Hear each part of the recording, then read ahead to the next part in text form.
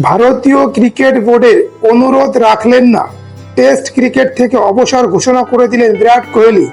রোহিত শর্মার মতোই বিরাট কোহলি ইনস্টাগ্রামে অবসরের সিদ্ধান্তের কথা ঘোষণা করে লিখেছেন, 14 বছর আগে প্রথম টেস্ট ক্রিকেটের নীল ব্যাগি টুপি পরেছিলাম।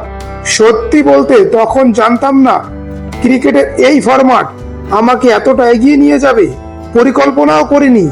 এই ফরম্যাট আমাকে পরীক্ষা নিয়েছে, আমাকে তৈরি করেছে, আমাকে শিক্ষা দিয়েছে। সারা জীবন এই শিক্ষা বহন করব। কোহলি আরো লিখেছেন, সাদা পোশাকে খেলার মধ্যে কিছুটা ব্যক্তিগত গভীর বিষয় থাকে।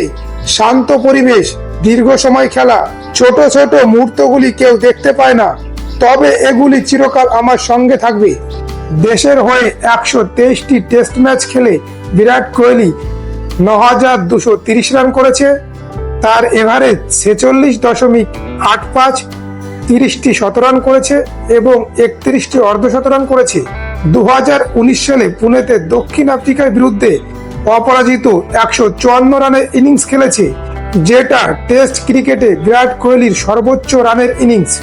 বন্ধুরা, ইংল্যান্ডের বিরুদ্ধে গুরুত্বপূর্ণ টেস্ট সিরিজের আগে বিরাট কোহলি ও রোহিত শর্মার এই সিদ্ধান্তের বিষয়ে আপনাদের গুরুত্বপূর্ণ মতামত কমেন্টের মাধ্যমে জানাতে পারেন।